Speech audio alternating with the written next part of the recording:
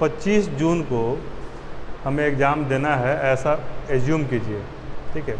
क्या एज्यूम करना है कि 25 जून को हमारा, अब हम जीएस के लिए बात कर रहे हैं, ठीक है। 25 जून को जीएस पेपर 1 पेपर 2 हमारा क्लियर हो जाना चाहिए।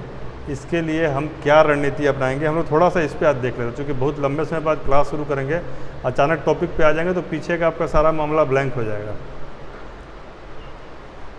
तो अभी हमारा कौन सा डेट है, आज 12 मई है, कितना है, ठीक है। और हमारे पास डेट है 25 जून तक का। अभी हम 12 से 12 1 महीना, और वहाँ से 25 को 27 कर लीजिएगा तो 15 दिन और हो जाएगा, यानी 45 डेज का आपके पास टाइम है टू कंक्लूड। कोई दिक्कत? 25 दिन का है, 45 दिन का है। अब इस 45 दिन में जो एक स्टैंडिंग कमांड है, मैंने शुरू में कहा था एक स्टैंडिंग कमांड रहेगा, जैसे आप तो पुलिस में हैं, स्टैंडिंग कमांड समझते होंगे, ठीक है। ऐसा कमांड, हाँ, जिसको जब तक न्यूट्रलाइज नहीं किया जाए तब तक वो बना रहता है, ठीक है। यानी कि आपको यदि कमांड दे दिया किसी काम को करने के लिए और उसके बाद उसको मना कर दिया तभी वो काम रुकेगा, अदरवाइज आप रात भर खड़े रहेंगे। इसको कहते हैं स्टैंडिंग कमांड, अगले आदेश तक, ठीक है। तो इसमें आपको अगला आदेश तक यह है कि डेली आपको DI बनाना है। आंधी हो, धूप हो, असनी तूफान आए, चाहे चक्रवात आए, आपको DI बनाना है। कम से कम कितने घंटे? 1 घंटे रोज़, क्योंकि इसी 45 घंटे में आपको कितना नंबर सिक्योर करना है? 72 marks. 72 marks has to be secured within this 1 our.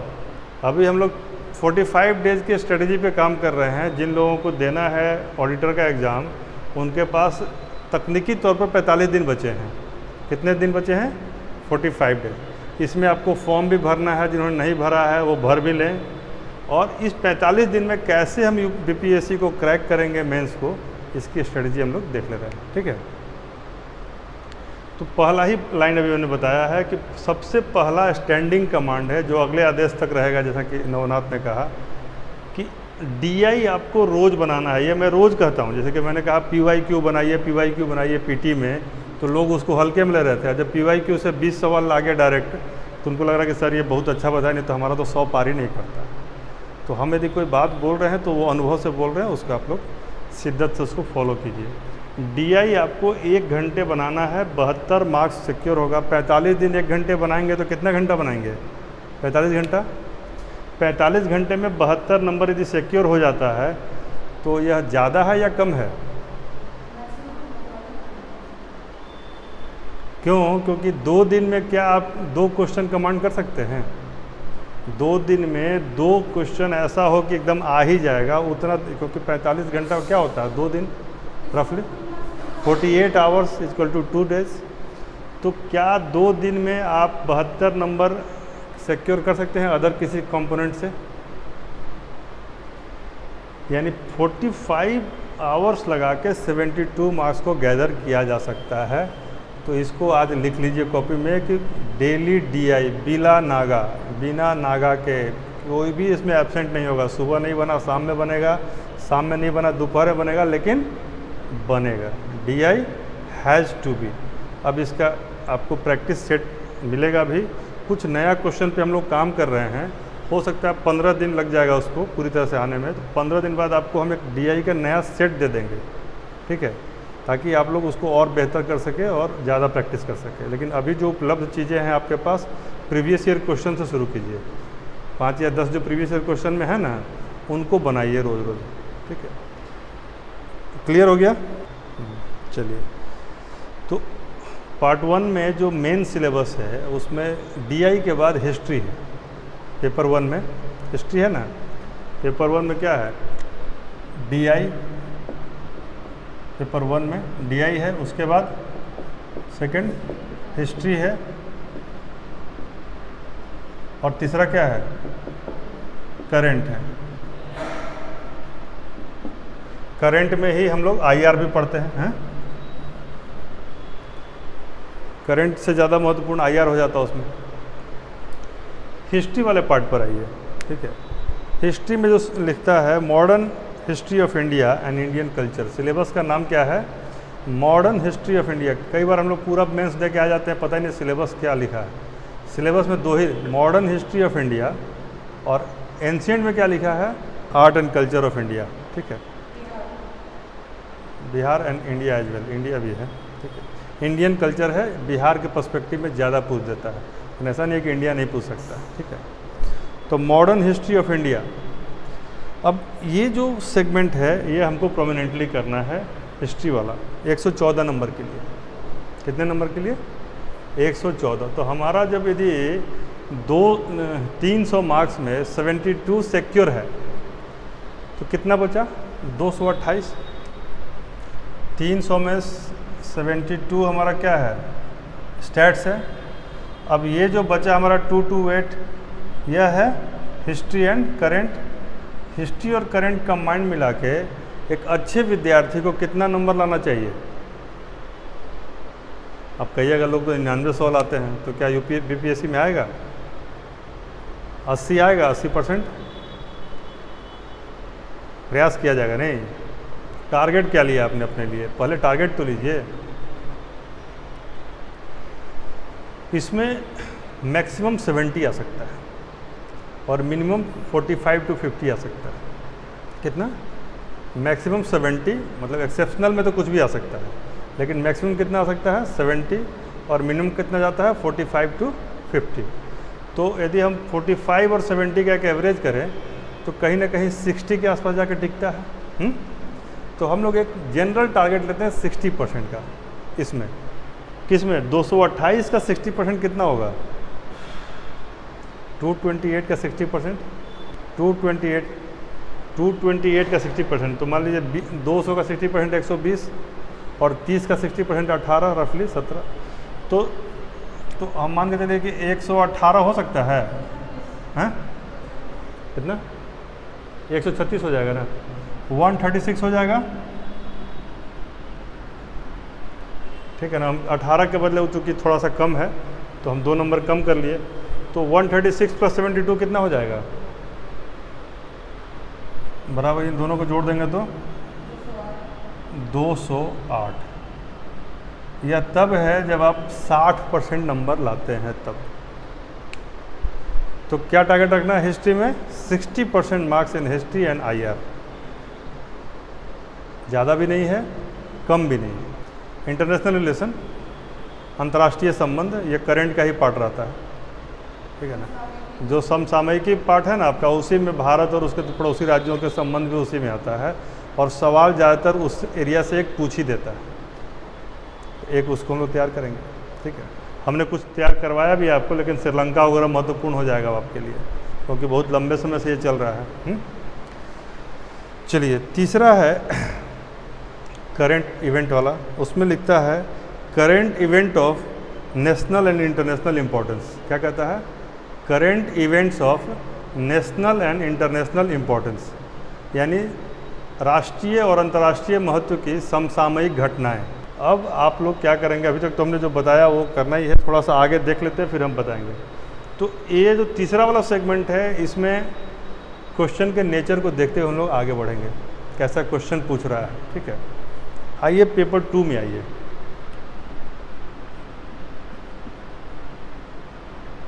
Paper 2 में क्या है? सबसे आसान चीज़ है इंडियन पॉलिटी, क्योंकि सबको वो डिफाइंड है एकदम। संविधान दोबारा लिखा नहीं रहा है, संशोधन जो हो रहा है आपके सामने हो रहा है, तो एक डिफाइंड चीज़ है, तो उसमें गलती होने की संभावना भी कम है। राष्ट्रपति कैसे चुना जाता है, तो क्या उसका प्रक्रिया बदल जाएगा? हैं? महाभियोग कैसे लगता है, क्या इसकी प्रक्रिया बदल जाएगी? लोकसभा अध्यक्ष के पास किन किन तरह की शक्तियाँ होती है, इसका कोई शक्ति कम बेसी होगा तो पता नहीं चलेगा। हाँ, कहाँ दिक्कत होगी? कोई नया निर्णय आया है, कोई नया अधिनियम आया है, कोई नई ऐसी बात आई है जिसमें कि आपको पता नहीं है, तो उसके लिए अटेंटिव रहिए। तो इसका 2-3 सेगमेंट है। एक सेगमेंट है कॉन्स्टिट्यूशन, लिख लीजिए। फर्स्ट सेगमेंट है कमांड ओवर कॉन्स्टिट्यूशन, यानी संविधान पर कमांड। दूसरा सेगमेंट है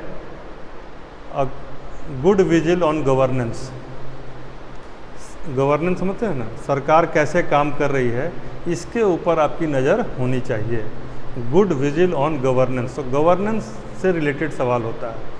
जैसे पंचायती राज क्या है, गवर्नेंस का एक मैकेनिज्म है कि हम क्या कर रहे हैं, यहाँ हम डेलीगेशन ऑफ पावर्स कर रहे हैं, पावर्स को का विकेंद्रीकरण कर रहे हैं कि केंद्रीकरण कर रहे हैं, पावर्स को डेलीगेट कर रहे हैं। तो गवर्नेंस की पॉलिसीज़ को देखना है, कॉन्स्टिट्यूशन को देखना है, संसद की शक्तियों को देखना है, और उसके अलावा जो कॉन्स्टिट्यूशनलिटी को लेकर यानी कि संवैधानिकता को लेकर जो वाद विवाद हैं उनको देखना है, और नए संशोधनों को देखना है। ये पॉलिटी में बहुत ही मज़ेदार सेगमेंट्स हैं, क्योंकि ये सेगमेंट्स कहीं ना कहीं आपको रोमांचित करते हैं, प्रभावित करते हैं और कई बार प्रेरित करते हैं।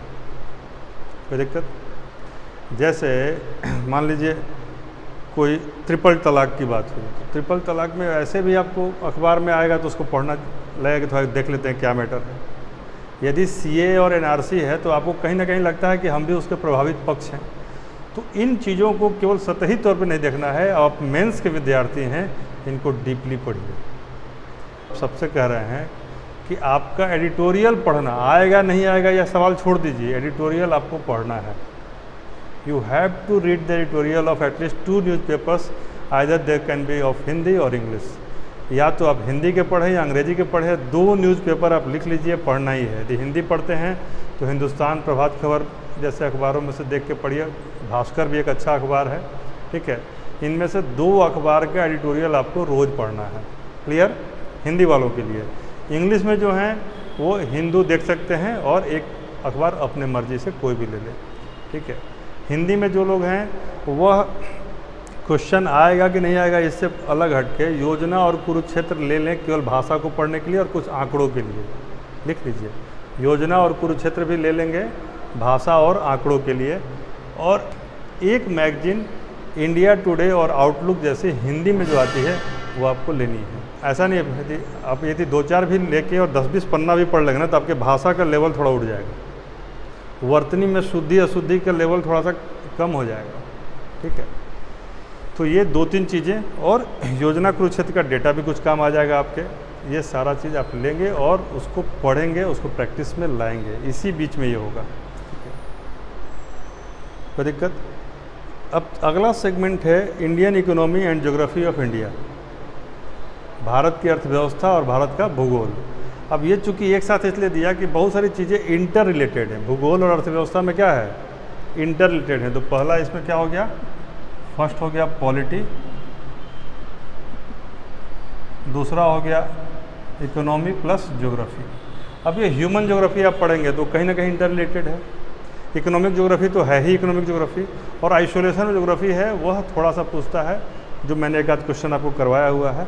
तो ये सब ये ज्योग्राफी में इंटर रिलेटेड पढ़ेंगे हम लोग, इकोनॉमिक्स एंड ज्योग्राफी मिला के वैसे ही सवालों को चुनेंगे। आधा काम नेचर ऑफ टॉपिक को एनालाइज करना और उससे एग्जैक्ट टॉपिक को चुन लेना है। यह अच्छी बात है कि आप लोग के बिहाफ पर यह काम हम कर रहे हैं, इससे आप लोग का यह वाला समय और श्रम बच जाएगा। अपने से दिमाग मत लगाइएगा, दिमाग केवल इतना लगाइएगा कि जो हम आपको पढ़ा रहे हैं, बता रहे हैं, उसको सच्चे मन से पढ़ जाइएगा, रट जाइएगा और जाके वहाँ पर परोस के चलाइएगा, ठीक है ना। यदि क्योंकि यदि रिसर्च करने में आप लगेंगे तो फिर मेरा कोई यूज़ नहीं है, और यदि रिसर्च करने में समय बीतेगा एक आध सेगमेंट आपका अच्छा ज़रूर हो जाएगा, लेकिन पूरा सेगमेंट कंप्लीट नहीं हो पाएगा। समझ आ रही है बात? तो यह मेरे ऊपर छोड़ दीजिए, हम आपको बेस्ट रिसर्च करके, बेस्ट क्वेश्चन करके और बेस्ट टॉपिक चीज़ें देंगे। हाँ, थोड़ा बहुत आपको हम क्यों भाषा वाला बोले, आप पढ़ना है तो एडिटोरियल पढ़िए ताकि आपकी भाषा समृद्ध हो, कैसे लिखा जाता है यह देखने में आए, और आप लिख के हमको भेजिए, हम आपका एक एक वर्ड पढ़ के और उस पर मार्क करके भेजेंगे। यह सिस्टम मैंने मेंस के लिए स्पेशली बनाया हुआ है, इसको थोड़ा अपग्रेड भी कर रहे हैं, ठीक है। तो यह सेगमेंट में तीसरा पार्ट, अब 2 पार्ट तो हो गया, पॉलिटी, इकोनॉमी, ज्योग्राफी हैं, और इसमें क्या सेगमेंट है, ये लिखता है कि role and impact of science and technology, the role and impact of science and technology in the development of India, यानी विज्ञान और प्रौद्योगिकी का भारत के विकास में क्या महत्व है, यही इसका टॉपिक। तो क्या है, यदि हमने कई बार बताया कि यदि जीन थ्योरी डेवलप करती है, बायोटेक्नोलॉजी डेवलप करता है, तो क्या मानव को फ़ायदा नहीं होगा? सबसे ज़्यादा फ़ायदा मानव को होगा। उसी तरीके से यदि अनुसंधान होता है अंतरिक्ष के क्षेत्र में, तो मानव को फ़ायदा होगा या नहीं होगा? तब भी होगा। तो 5-7 इसमें एलिमेंट हैं जिसमें यदि डेवलपमेंट होता है तो डायरेक्ट और इनडायरेक्टली प्रभावित हो जाता है कौन? मनुष्य। और वही इसका सेगमेंट है।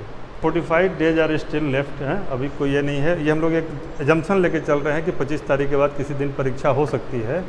तो वैसी स्थिति में हम लोग क्या करेंगे कि हमारा मैक्सिमम मार्क्स सिक्योर हो जाएगा, ठीक है। तो सबसे पहले DI बनाना है 1 घंटे, जो कि 72 मार्क्स को सिक्योर करेगा, लेकिन इसमें कभी भी आपको 16 तारीख के बाद गैप नहीं करना, ठीक है। दूसरा जो स्टैंडिंग कमांड है वो है कि आपको किसी भी सूरत में 20 पेज रोज़ लिखना है। कितना पेज? अब ये 20 का 19 नहीं होगा, 20 पेज में आपका स्टैट्स शामिल रहेगा, लेकिन 20 पेज से आप ज़्यादा लिख सकती हैं या लिख सकते हैं, 20 से कम नहीं लिखना है, ठीक है। ये रिजल्ट देने की चीज़ें हैं। DI 72 marks secured. यदि हम 600 नंबर का एग्ज़ाम दे रहे हैं और 1 घंटे के एफर्ट से 72 नंबर सिक्योर हो रहा है, तो वो क्या हमको मतलब पीला चावल मिला के नहीं पढ़ना है, ठीक है। उसी तरीके से जैसे आप हमारे पास 1 सप्ताह पहले भी कोई यदि स्टूडेंट आ जाए कि सर हमको तैयारी करवा दीजिए, तो हम उसको 1 सप्ताह में भी मेंस की तैयारी करवा सकते हैं। इतने क्वेश्चंस उसको बता सकते हैं कि उसका लक ठीक रहेगा तो आ सकता है। लेकिन लिखना सिखा सकते हैं, सही करना सिखा सकते हैं। तो आपको करना क्या है कि ये 20 पेज रोज़ लिखना है, सो दैट कि आपकी राइटिंग स्पीड और हाथ दर्द न करे। हमारे ही क्लास में एक स्टूडेंट हैं जिनका हाथ दर्द करता लिखने पर, है कि नहीं? तो उसको मजबूत करना है। तो ये है। उसमें पेपर 1 जो था उसमें हिस्ट्री और करेंट वाले मैटर पे हमने कहा कि हिस्ट्री बहुत ज़्यादा ये नहीं है, लेकिन उसमें केवल मॉडर्न इंडिया के हिस्ट्री और थोड़ा सा आर्ट एंड कल्चर पूछता है। तो इन दोनों को मिला दीजिएगा, बिहार का आर्ट एंड कल्चर, क्योंकि इंडिया का आर्ट एंड कल्चर में सबसे इम्पोर्टेंट क्या है? बिहार हमारे लिए। और हिस्ट्री इंडिया और बिहार दोनों इम्पोर्टेंट है, ठीक है। तीसरा जो सेगमेंट है इसमें है करेंट का। तो करेंट में एक मेजर सेगमेंट IR का है, तो एक क्वेश्चन तो IR से रहेगा, बाकी 2 क्वेश्चन आपके करेंट नेचर के रहेंगे। उसके लिए हमने कहा कि आप रिसर्च नहीं करेंगे कि कौन सा सवाल आएगा, सवाल कौन सा आएगा, टॉपिक कौन सा आएगा, यह मेरा पार्ट है, हम रिसर्च करेंगे। आप लोग जो हमने रिसर्च करके दिया, पढ़ाया, उसी को थोड़ा और बेटर करेंगे, लिख के बेटर करेंगे। हो सकता है उसमें कुछ आपको कहीं से मिल जाए तो ऐड ऑन करेंगे, but you need not to research for that only, ठीक है ना, ये नहीं करना है, ठीक है। दूसरे सेगमेंट का जो पहला सेगमेंट है वो है पॉलिटी, जो कि सबसे आसान है, इसलिए कि इसका सब कुछ डिफाइंड है। इंडियन कॉन्स्टिट्यूशन में कुछ भी नहीं बदला है। हाँ, गवर्नेंस के पार्ट वाले चीज़ों को देखना है, जो डायरेक्शंस आए हैं, जो नए अधिनियम बने हैं उनको देखना है, और जो CAA, NRC, ट्रिपल तलाक और जो कुछ ऐसे डायरेक्टिव्स आए हैं सरकार की तरफ से, उन सबको थोड़ा सा एकदम इसकी अलग कॉपी बनाइएगा। मेंस में जितने सब्जेक्ट हम बता रहे हैं सबकी अलग अलग कॉपी बन जानी चाहिए, या आपके पास बन गई होंगी। ऐसा कोई है जिसके पास मेंस की टॉपिक वाइज कॉपी नहीं है अलग अलग? नहीं, अब ये नहीं चलेगा। अब आप कॉपी, सबसे पहला इन्वेस्टमेंट वही कीजिए। सबसे पहले ज़रूरी है कि आप जो कॉपी बनाएं और उस कॉपी में एकदम प्लेन कॉपी होना चाहिए, और लिखने की प्रैक्टिस एकदम वैसे ही हो जैसे BPSC में लिखते हैं, मार्जिन दोनों तरफ छोड़ के लिखना है, ताकि वहाँ पर वो प्लेन कॉपी पर दोनों तरफ मार्जिन छोड़ के लिखना है, ठीक है। इकोनॉमिक और ज्योग्राफी इंटर रिलेटेड है, मतलब कुछ ऐसी चीज़ें हैं जो ज्योग्राफी में भी हैं, इकोनॉमिक्स में भी हैं, और वो ह्यूमन से संबंधित हैं, तो उसी को कहते हैं ह्यूमन ज्योग्राफी, ठीक है। ये उत्पादन, उपज वाला जो पार्ट है वो सारा इसी से डील होता है। मार्केटिंग, विपणन वाला जो पार्ट है वो इसी से डील होता है। वो उपज ज्योग्राफी का पार्ट है, और उसका खपत जो है वो इकोनॉमिक्स का पार्ट है। तो इंटर रिलेटेड चीज़ें इसमें पूछी जाती हैं, इसीलिए इन दोनों को एक साथ दिया है। और लास्टली जो हम बता रहे थे वो था science and tech. Science and tech में मानव की सभ्यता को आगे बढ़ाने के लिए, मानव को फ़ायदा देने के लिए, ह्यूमन को जिससे फ़ायदा हो, ऐसे डेवलपमेंट और रोल और इम्पैक्ट, 2 वर्ड है इसमें, याद रखिएगा। एक है रोल और एक है इम्पैक्ट। रोल होता है भूमिका और इम्पैक्ट होता है प्रभाव। तो रोल तो हमेशा सकारात्मक होगा, लेकिन इम्पैक्ट जो है यह आइदर वे जा सकता है, या पॉजिटिव भी हो सकता है और ये निगेटिव भी हो सकता है। इसीलिए रोल एंड इम्पैक्ट दोनों पूछता है। साइंस यदि आया है तो उसका क्या इम्पैक्ट है यह भी पूछता है, और क्या उसकी भूमिका है यह भी पूछता है। तो ये सारे सेगमेंट में हमें अब करना क्या है कि DI बनाएंगे 1 घंटे और 20 पेज लिखेंगे। 20 पेज क्या लिखेंगे? DI 5-6 पेज में हो जाएगा, बाकी क्या लिखेंगे? तो बाकी के लिए आपको 45 दिन का एक रूटीन, कैसे आपने मेंस में PTE बनाया था उसी तरीके से एक रूटीन बनाइए कि कम से कम दोनों पेपर से एक एक क्वेश्चन। अभी देख के लिख सकते हैं, शुरू में देख के लिखिए, दोनों पेपर से एक एक क्वेश्चन, ठीक है। कम से कम यदि आपकी क्षमता परमिट करती है, समय परमिट करता है तो 2 से अधिक कर सकते हैं, लेकिन एक एक क्वेश्चन। और कभी भी क्वेश्चन जो है ना वो ऐसा, जैसे मान लीजिए आज आपने एक एक क्वेश्चन किया साइंस एंड टेक के किसी इससे, एक क्वेश्चन किया आपने IR से, तो तीसरा जब कल जो आप करेंगे ना तो IR और साइंस टेक से नहीं करना है, अगले सेगमेंट से करना है, ठीक है। और सेगमेंट भी चेंज करना है। मान लीजिए फिर आपने जब तीसरे दिन जब फिर आप आएंगे करंट पर, तो उस बार IR से ना करके जनरल इम्पोर्टेंस का जो नेशनल और इंटरनेशनल चीज़ें हैं उसको करना है, ठीक है। यदि फिर आप साइंस एंड टेक पे जाते हैं तो अंतरिक्ष से यदि आप पहले कर चुके हैं तो अगली बार क्या करेंगे? सुपर कंडक्टिविटी से करेंगे, ठीक है। इस तरीके से हम एक रूटीन आपको बना के भेज भी देंगे, कोशिश कीजिएगा उस रूटीन को फॉलो करने का, पूरा का पूरा आपका कवर हो जाएगा, ठीक है। अब आइए कुछ क्वेश्चन देख लेते हैं, किस नेचर का क्वेश्चन पूछता है। इससे आपको थोड़ा सा जो अभी डर वाला माहौल है ना वो थोड़ा ठीक हो जाएगा।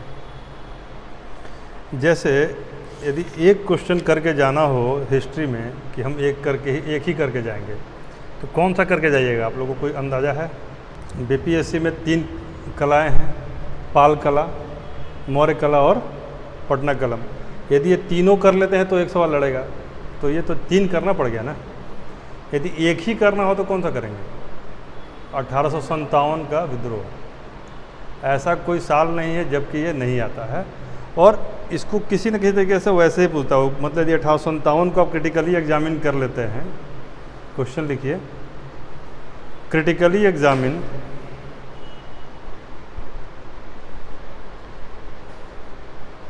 the significance of 1857 revolt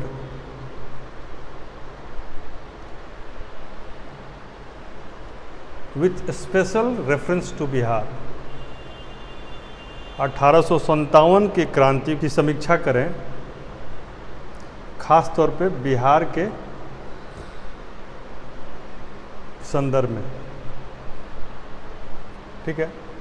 अब ये क्या है कि ये सवाल में यदि बिहार जहाँ पर लिखा है वहाँ पर ऑब्लिक दे के लिखिए कुंवर सिंह के संदर्भ में, उसी के जगह पे ऑब्लिक दीजिए इसकी फेल्यूर के संबंध में, इसके विफलता के संदर्भ में, और चौथा लिखिए इसके पहले होने के संदर्भ में। तो ये मैंने इसलिए कहा कि ये जो क्रिटिकली एग्जामिन 1857 रिवोल्ट, यह एक बेस क्वेश्चन है। क्या है? यह मेन क्वेश्चन है।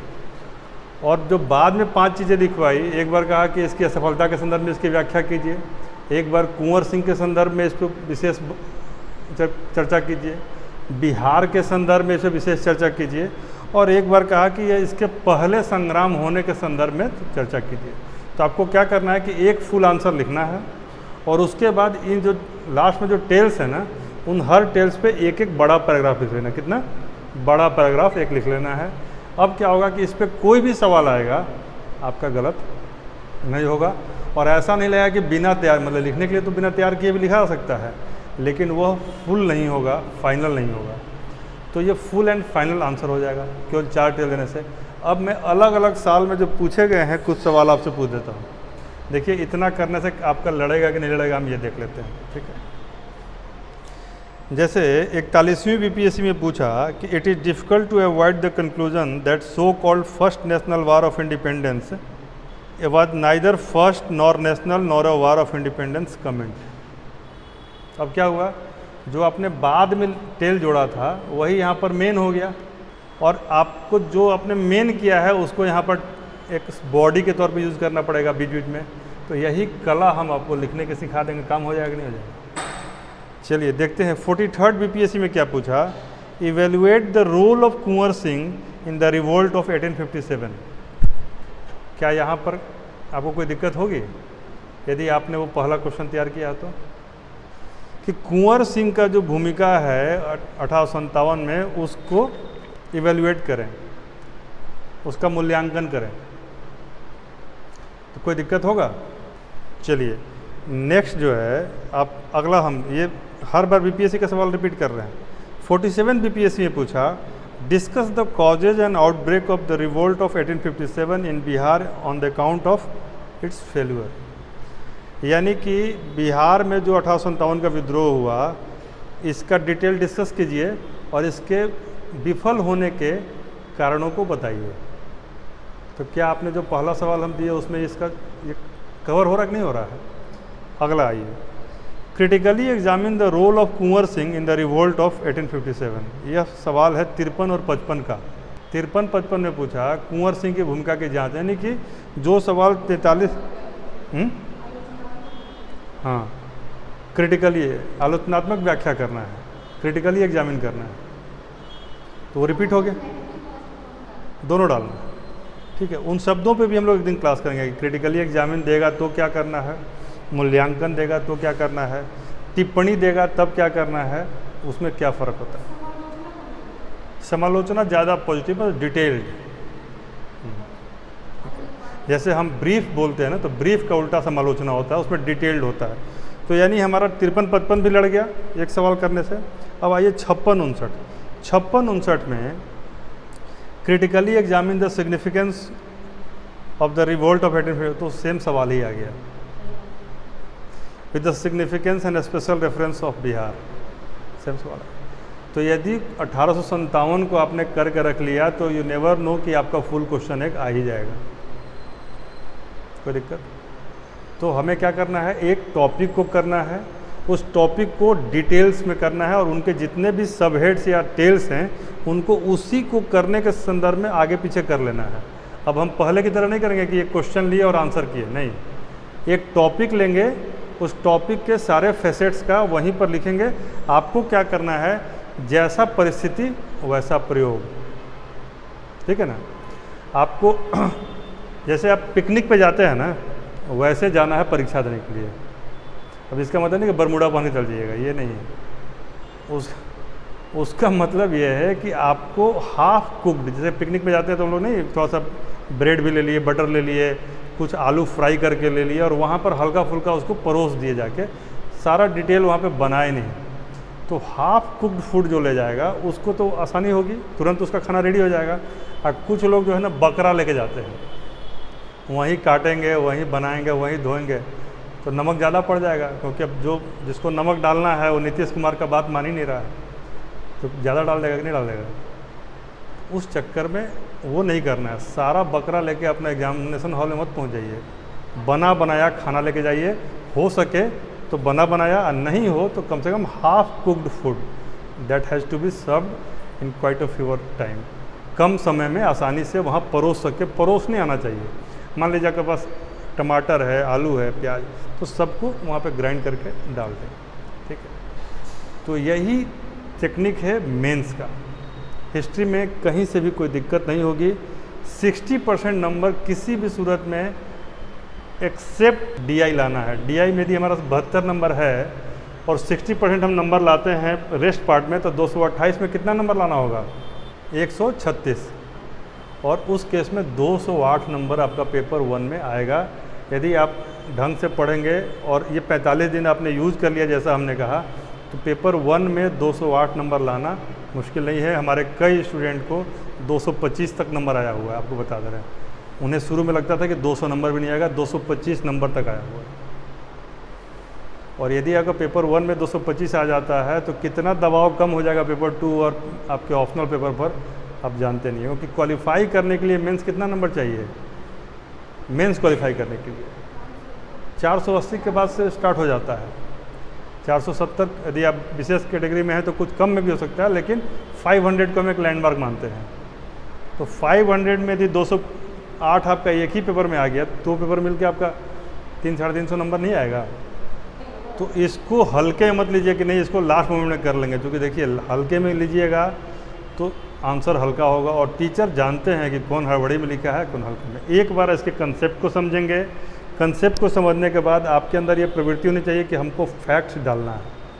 जैसे पूछ नहीं रहा है लेकिन आप बताते समय कि देखिए स्वर्ण सिंह जो आयोग है उसकी संस्कृति पर मूल कर्तव्य आया, और भारतीयों में मूल कर्तव्य की भावना का विकास एक क्रमिक रहा है। सिविक सेंस वैसे तो आलोक लगता है कि हमारे यहाँ कम है, लेकिन ये इस कारण से हमारे पास सिविक सेंस है। इसके ये उदाहरण है, ये उदाहरण है, 4 उदाहरण दे दीजिए। और बहुत सारी चीज़ें हैं जो नई नई हुई हैं, उनको डालिए ताकि लगे कि नहीं इसको तो ये बंदा पढ़ा है और उसी लाइन में आंसर दे रहा है। मैं कुछ आंसर्स आपको दिखाऊंगा, उस तरीके से आपको लिखना है पेपर 1 में, ठीक है, यानी हिस्ट्री वाले पार्ट में। जो रिलेशन वाला पार्ट है, आईआर का जो पार्ट है, उसमें हमने एक दिन क्लास में बताया था कि 3 सेगमेंट होता है। एक होता है इंडिया के पड़ोसियों से संबंध, तो महत्वपूर्ण पड़ोसी वाला अपना पढ़ना शुरू कर दीजिए, India and it's neighbour, Bharat और उसके पड़ोसी। तो महत्वपूर्ण पड़ोसी का एक कर लेंगे आप। उसके बाद महत्वपूर्ण देशों के साथ भारत, दूसरा सेगमेंट हो जाएगा। महत्वपूर्ण देशों के साथ भारत, एक क्रम उसका बन जाएगा। और तीसरा होगा महत्वपूर्ण देशों का आपसी संबंध या समूहों का आपसी संबंध, ठीक है। महत्वपूर्ण देशों से भारत का संबंध, महत्वपूर्ण समूहों से भारत का संबंध, दूसरा सेगमेंट। तीसरा है महत्वपूर्ण देशों का आपसी संबंध, महत्वपूर्ण समूहों का आपसी संबंध। और पहला सेगमेंट क्या है? भारत और उसके पड़ोसी देश। 3 सेगमेंट है आईआर का, एक सवाल पक्का है। इसको करने के लिए आपको मैक्सिमम कितना दिन लगेगा? 3 से 4 दिन। आईआर वाला जो पार्ट के लिए आपको समय कितना मिलेगा? 3 से 4 दिन। बोलिएगा तो हम रूटीन बना के भेज देंगे। यदि आप लोग चाहेंगे तो हम ऑनलाइन रूटीन बता भी देंगे किस तरीके से आपको पढ़ना चाहिए। वो सारा सेगमेंट उसमें हो जाएगा, ठीक है, क्योंकि वो बहुत ही आपको गाइड करेगा कि आपका नहीं, अदरवाइज क्या होगा ना, लास्ट मोमेंट में पूरा हैफेजर्ड हो जाएगा। कल जो है ये हमने बेसिक बताया, इसमें कहीं कोई आपत्ति है आपको कि करेंट हिस्ट्री और इसमें यदि हम कह रहे हैं 60% ला सकते हैं, तो कोई ऐसा है जिसको लग रहा है कि 60% नहीं आ सकता है या नहीं आ सकता? तो क्यों नहीं आ सकता है? वो स्पीड तो हम बोले 10 पेज में। तो फर्स्ट डे वाले का एग्ज़ाम हम लोग पहले यहाँ कुछ ज़्यादा कर लेंगे। जैसे कल आप जो है ना, कल हमको एकदम ये 1857 आपको तो CDPO देना है ना, पहले CDPO दे लीजिए। मंडे को रात में आप लोग लिखेंगे। हम सबसे मंगलवार को 1857 के रिवोल्ट पर एक आंसर देखेंगे, और मंगलवार को हम फिर लिखा हुआ तो पहले भेज दीजिएगा हमको, ठीक है ना। वो हम पहले देख लेंगे क्या उसमें दिक्कत है। जिनका 1857 लिखा हुआ वो भेज देंगे, सो दैट की वर्तनी और बाकी चीज़ों को हम देख लेंगे, क्या फ़्लो है, क्या कमी है, डेटा या फिर फैक्ट्स कुछ और चाहिए तो कैसे। क्योंकि इसको हम लोग करना क्या ना कि 60 से 70 ले जाने के लिए उसमें क्या अलंकार भरना होगा उस पर काम कर लीजिए आप, ठीक है ना। क्योंकि मान लीजिए आपको एक दिया 1857 का रिवोल्ट का अकाउंट देने के लिए, तो उसमें यदि आप सारे कैप्टन रीड से लेके, लॉरेंस से लेके, ऑट्रम से लेके सब डाल देते हैं, लेकिन ऐसे डाले जैसे लगा कि फ़्लो में डाल रहे हैं।